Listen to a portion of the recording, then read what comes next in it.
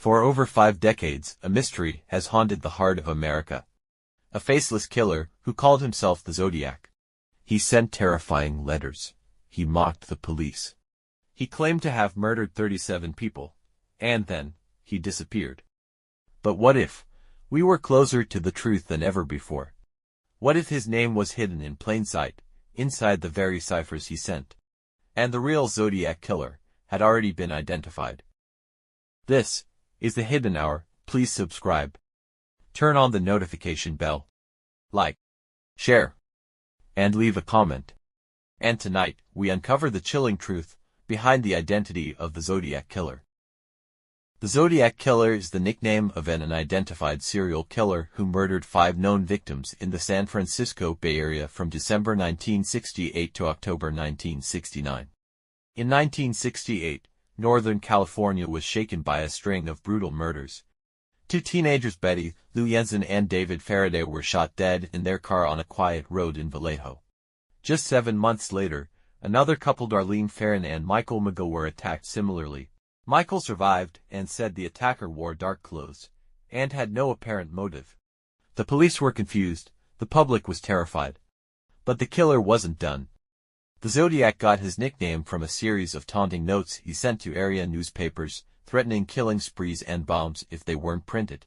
He also claimed that he was collecting his victims as slaves for the afterlife. On August 1, 1969, 3 letters were delivered to 3 newspapers: the San Francisco Chronicle, Examiner, and Vallejo Times-Herald. Each letter began with the phrase, "This is the Zodiac speaking." They contained disturbing details only the killer could know. And even worse, they came with cryptic cipher symbols that seemed impossible to decode. One cipher, the 408, was cracked weeks later by a schoolteacher and his wife. It read, "I like killing people because it's so much fun." From that moment, the killer had a name. And he had the spotlight.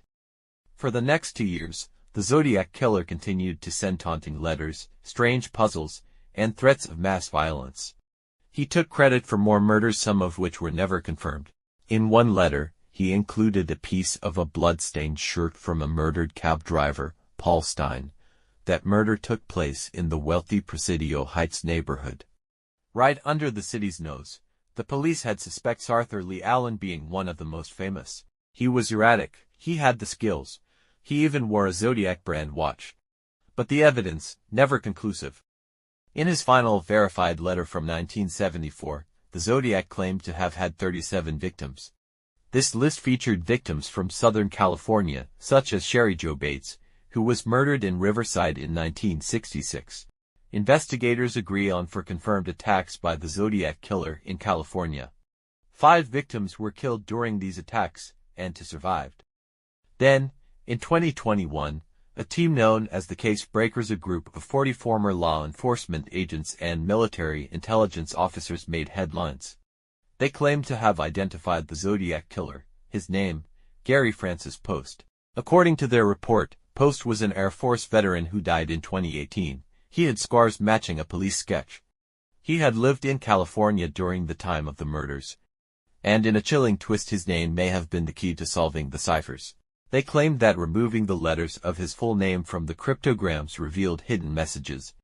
Even more disturbing, Poste allegedly trained a group of young men in survival, tracking, and possibly killing. But here's the problem. Despite the media frenzy, the FBI refused to confirm the findings. They said the case was still open. The San Francisco Police Department, silent. Some cryptography experts were skeptical, too. They argued that forcing a name into a cipher doesn't prove anything. That many pieces of the puzzle still don't fit. And even the infamous 340 cipher, once thought unsolvable, was cracked by a separate team of amateurs in 2020, with no mention of Poste's name. So, is Gary Francis Poste the Zodiac, or just another red herring in a case full of them? Whether Poste was the killer or not, the Zodiac left more than just bodies behind. He left fear, a sense that some monsters wear ordinary faces, live ordinary lives, and slip through the cracks of justice.